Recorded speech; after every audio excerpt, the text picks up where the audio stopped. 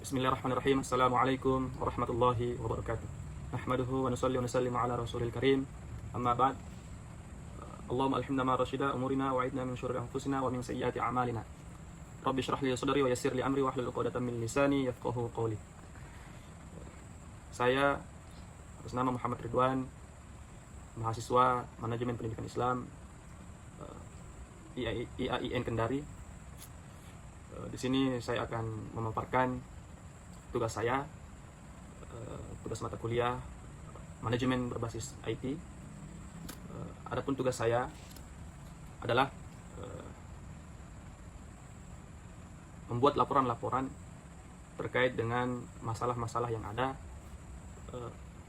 di madrasah,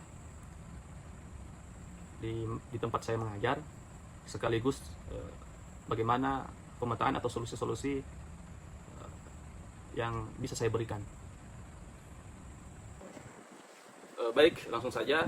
Adapun masalah-masalah yang saya temukan di lingkungan kerja saya, itu yang pertama terkait dengan bidang akademik, di mana proses pembelajaran di sana itu masih bersifat sangat klasik begitu. Jadi seorang guru menyuruh atau memanggil ketua kelas untuk membacakan satu buku, lalu kemudian para siswa itu menyalin dari apa yang dibaca oleh ketua kelas tadi. Nah, sehingga dengan begitu proses pembelajaran itu akan menyita waktu hanya dengan menyalin. Nah, saya kira itu suatu masalah atau suatu proses pembelajaran yang tidak efektif begitu. Karena begini, kalau metode pembelajarannya seperti itu, dikhawatirkan siswanya nanti akan lupa dengan materi-materi tersebut. Oleh karena itu, guru semestinya memberikan materi sekaligus dengan contoh atau praktik begitu, praktek. Karena materi dengan praktek ini sangat penting, tidak bisa dipisahkan satu sama lain. Oke, yang kedua adalah sumber daya manusianya, SDM-nya. Di mana lingkungan kerja saya itu kurangnya pelatihan atau pengembangan guru, sehingga budaya atau kebiasaan guru di sana itu terus-menerus tanpa adanya perubahan. Seperti tadi yang saya katakan, di mana guru itu masih menyuruh siswa untuk menyalin suatu buku, yang dimana itu akan menyita waktu proses pembelajaran. Begitu. Nah, yang ketiga adalah manajemen dan administrasi, di mana di madrasah tersebut masih menggunakan sistem administrasi manual sebagiannya, seperti absensi ataupun arsip surat menyurat. Kalau kita dorong ke era sekarang, itu seharusnya seperti absensi itu tidak perlu lagi secara manual, tapi melalui web. Harusnya sekolah itu memiliki web tersendiri, sehingga absensi tadi ataupun arsip surat menyurat itu tidak lagi secara manual, tapi dengan melalui web itu tadi. Kemudian yang keempat adalah terkait dengan sarana dan prasarana, di mana fasilitas belajar di sana itu belum memadai. Seperti di sana itu kan sudah ada madrasah aliyahnya, kemudian ada MTS-nya, ada SD-nya. Akan tetapi ruang kelasnya itu masih bergilir begitu. Jadi kalau misalnya kelas 3 masuk, maka yang satunya lagi ini dia harus menunggu begitu. Bahkan ada yang belajar digiring kelasnya itu di dalam masjid. Nah, ini kan kurang bisa saja menghambat proses pembelajaran di sana. Kemudian yang kelima adalah kedisiplinan dan karakter santri, di mana tingkat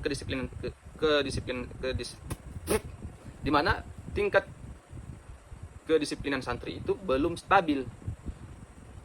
Mungkin karena kurangnya pengawasan di luar jam belajar.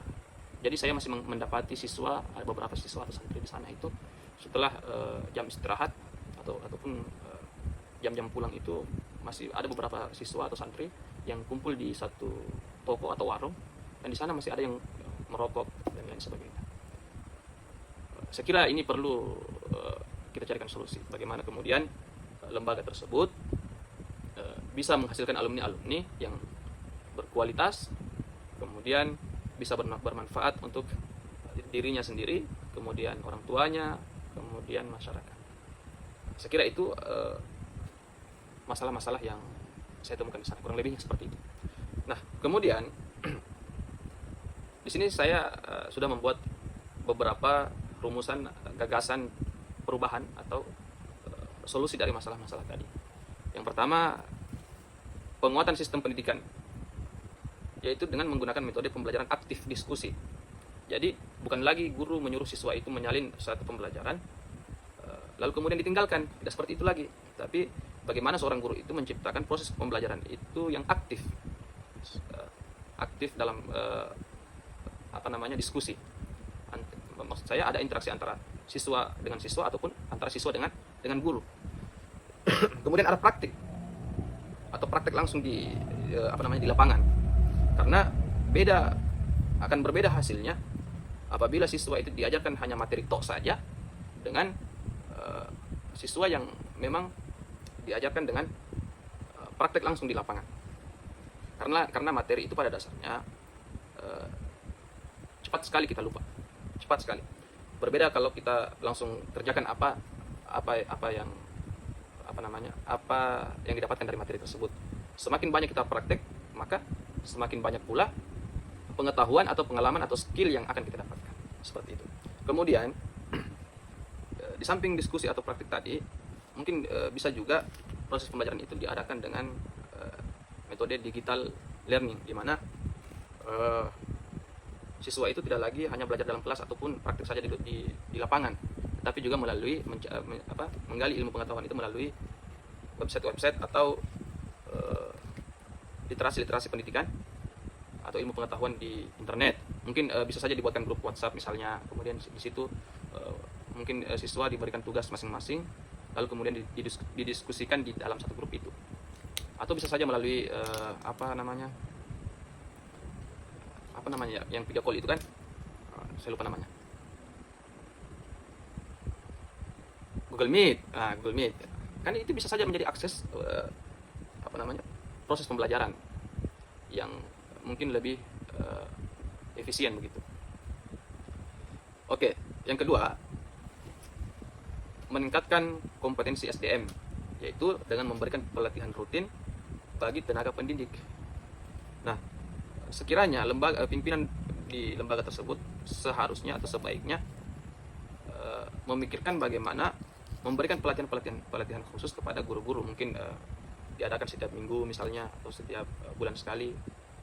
Tapi kalau saya secara pribadi mungkin bisa dilakukan setiap minggu begitu, di luar dari proses belajar mengajar atau di luar dari kesibukan dalam sekolah begitu, mungkin di hari-hari libur.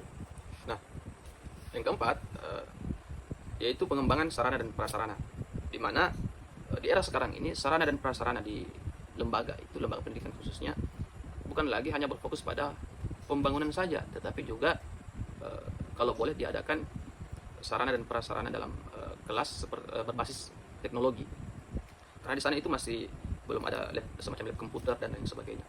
Saya kira itu perlu diadakan di lembaga pendidikan sehingga siswa itu tidak tidak ketinggalan dengan teknologi sekarang ini.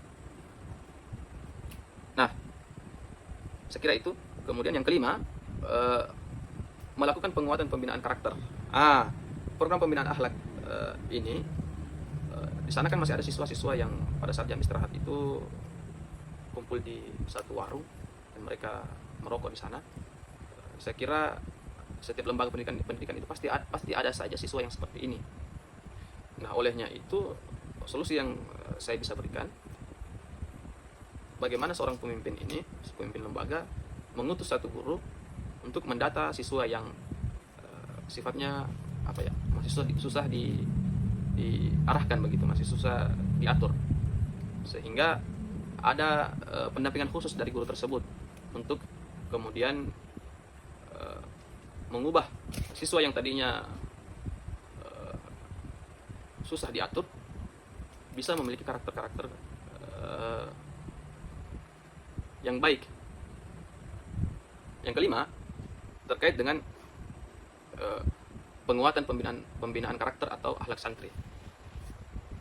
seperti tadi yang saya katakan di awal bahwa di sana itu masih ada beberapa santri di mana setiap jam istirahat itu mereka kumpul di warung, lalu kemudian mereka merokok di sana. Nah, saya kira untuk seumuran siswa seperti itu saya kira belum pantas, belum layak. Nah, oleh karena itu solusi yang bisa saya berikan adalah bagaimana seorang pemimpin itu bisa mengutus salah seorang guru atau beberapa guru untuk mendata siswa-siswa yang seperti itu, lalu kemudian diberi pendampingan langsung. Jadi pendampingan langsung yang saya maksud di sini bukan hanya sebatas guru dan siswa, tetapi bagaimana dia seakrab mungkin sehingga siswa tadi ini bisa diubah kebiasaannya. Dengan begitu diharapkan siswa akan memiliki akhlak yang lebih baik dari sebelumnya. Saya kira itu dari saya. Tentunya masih banyak kekurangan-kekurangan yang perlu saya perbaiki. Tapi sekali lagi bahwa saya adalah mahasiswa, di mana posisi saya di sini masih sementara proses belajar, dan saya memohon dengan sangat dengan guru saya, dengan dosen saya, ataupun dengan masyarakat untuk kemudian menasihati saya, membimbing saya, sehingga saya bisa lebih bermanfaat bagi diri saya, untuk kedua orang tua saya, dan bagi masyarakat pada umumnya. Sekian dari saya. Assalamualaikum warahmatullahi wabarakatuh.